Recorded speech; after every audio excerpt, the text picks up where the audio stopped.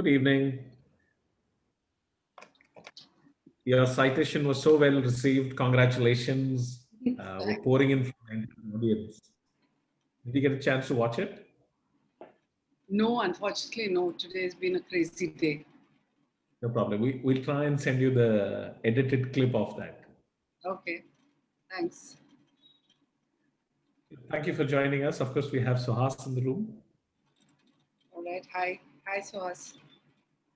And we have Jyoti. She heads our delivery. She's been engaging with the audience and gathering all the comments and the questions. Comments we'll pass on to you, but he has captured a few questions.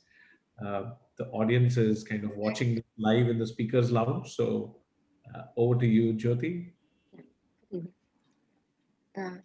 So one question has been from many of them is regarding the recent web series that has been in the news about Harshad Mehta. So we would want to know more about your experience while writing this and about the web series as well. I have nothing much to do with the web series because we wrote the book. So Devashish, my husband, and I wrote the book, and this is 27 years ago. And over the years, there's been a lot of interest in the book, but nothing really materialized. But I think at this point of time, lots of people seem to be interested in going back into history. Don't ask me why. But Applause Entertainment bought the rights for the book 2 years ago. And from what I can see, the response has been pretty good. I mean, I'm seeing Scam 92 trending today on Twitter and getting a lot of positive comments, coming to me on WhatsApp. So I guess people need to watch and tell me what they think.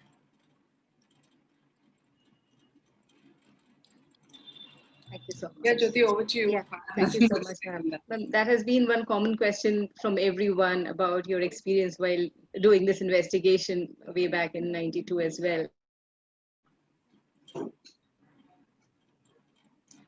Is there something specific people want to know? I mean, it's 27 years ago and it's like a huge scam involving lots of banks. And, this story in the web series is only one section, which is Harshad Mehta. There were obviously a lot of other players, a lot of bankers. So, I'm happy to answer any specific question that anyone would have. But if I start generally talking about the scam, these 15 minutes are not going to be enough.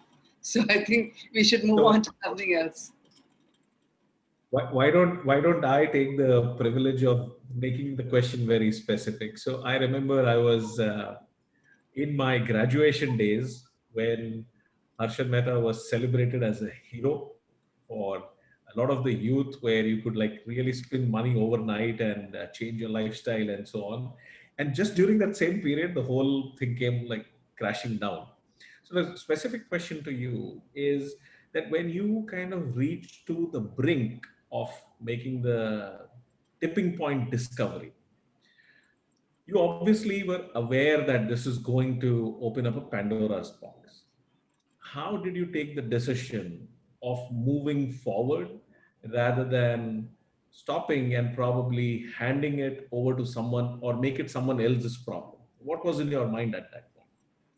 I'm a journalist. I never give up on a story and make it someone else's story, okay? I mean, that's the most preposterous thing I've ever heard. Haven't you heard journalists fight for stories? So that was not going to happen. That's out of the window. But, there are two things. One is that, I've been sort of working around the scam from 91.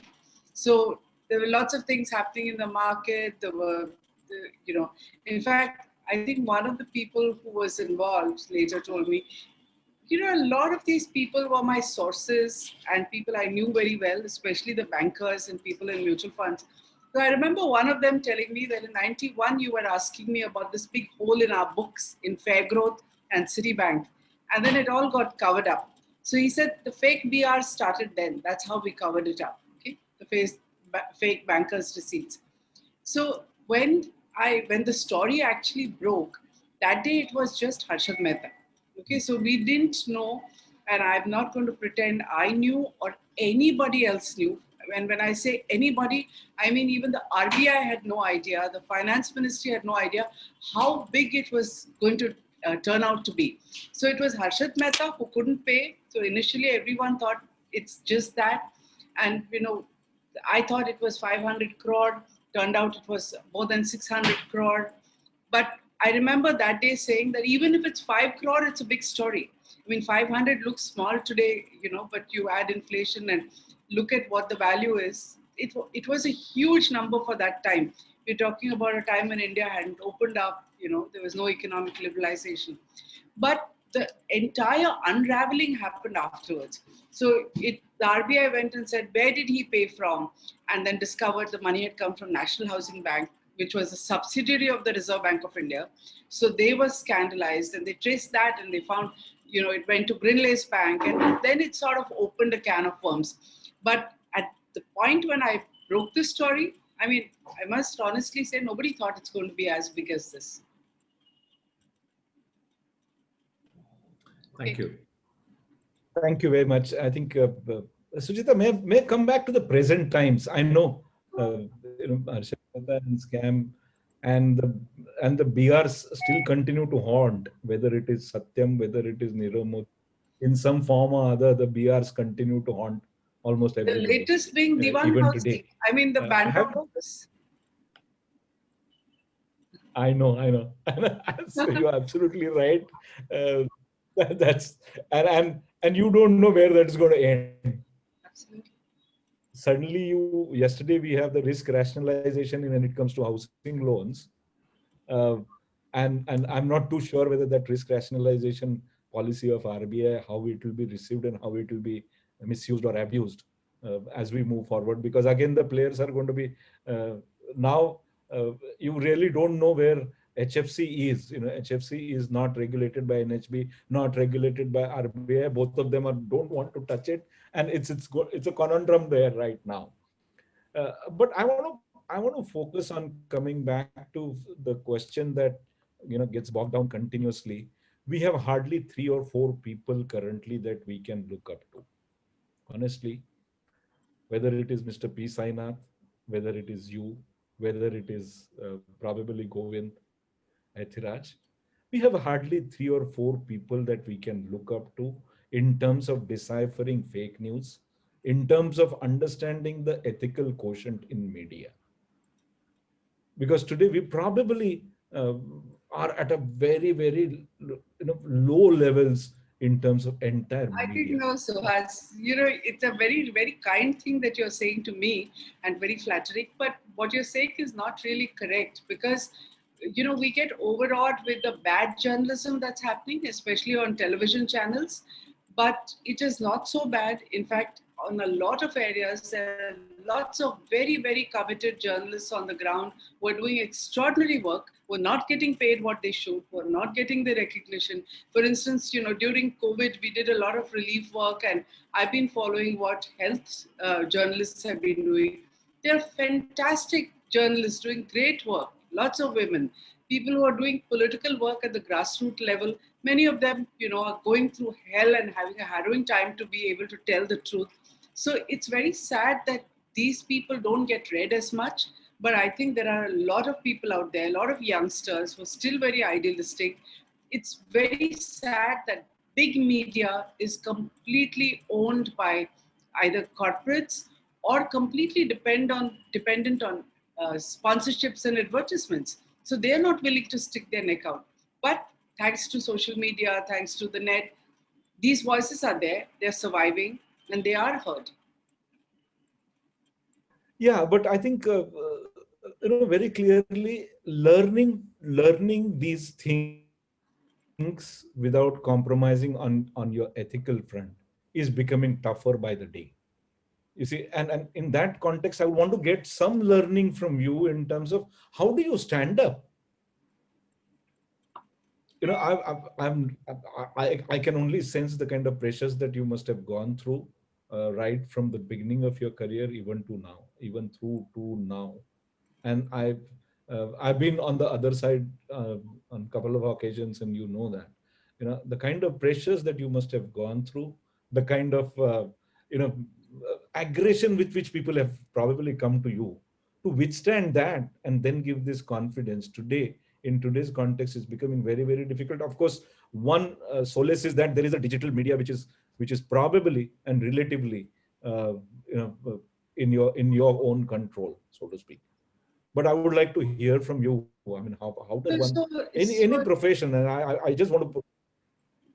no, it's an interesting Yeah, question. please go ahead. Please go And ahead. it's a tough question because there are no easy answers. In fact, I keep saying one of the reasons I don't like to go and do talks at journalism schools is I don't want to tell people that I am a model that you should follow, because life is tough. And it's not that there are jobs, because people are attacking you all the time to get you out of your job, to get you to stop writing columns in mainstream media. They work very, very hard at it. And the pressure never stops. It doesn't matter that you're working with a publication.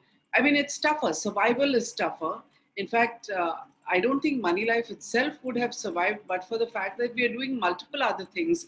And if Devashish wasn't very clear that, you know, that people will pay for something which is very core, which is where should you put your money? And that is the part that they pay for. 80% of Moneylife is free. We would not be able to survive. And not everybody is in the lucky position that we are. And there are too many sacrifices. And there is, you know, too much of goodies on the other side to make the compromises. So the compromise, when you talk about it, is always accompanied by, you know, huge gifts, whether it is junkets, whether, you know, it is other stuff that you get. So it is a question of giving up on a lot of stuff. And while giving up is also the easy part, you know, if you are able to say that, okay, I'm not tempted, that's fine. But the constant attacks that you face, I mean, on the 14th, we are going to be in Calcutta facing a completely frivolous defamation suit by one of the bluest blue chip companies. It is so frivolous that their lawyer should be ashamed of even drafting something like this, okay? But they do it. It is only for harassment, right? And the person who has written it is internationally, it's not written by me, it's against, it's Moneylife, but it's written by an internationally renowned writer. So today they know that they can break people's back by doing this. And I mean, even with your audience, I don't know if I'm giving them tips on what they should do, you know, the next time somebody is writing something that they don't like. But it is tough, and it doesn't become a model that can be replicated at all. So if you ask me personally, I don't blame anybody who compromises, because I don't, and I've had juniors who have actually told me to my face when I'm their boss that I don't want to live my life like you. I don't want to make enemies. I don't want to be blacklisted by the Bombay Stock Exchange for 10 years, because then you have to work 10 times harder. Because it's not that I am a journalist covering capital markets who can go back and say, oh, I'm so sorry, but I've been blacklisted, so I won't cover the capital markets anymore. I have to work 10 times harder to get those stories without being able to step into the Bombay Stock Exchange, right? So it's very tough. And it's not about threats. It is about crippling you financially, which is what even the National Stock Exchange tried to do to us when they did. I mean, I was very clear from day one that NSC's defamation suit was not about what I had written. It was about crippling us and silencing us permanently.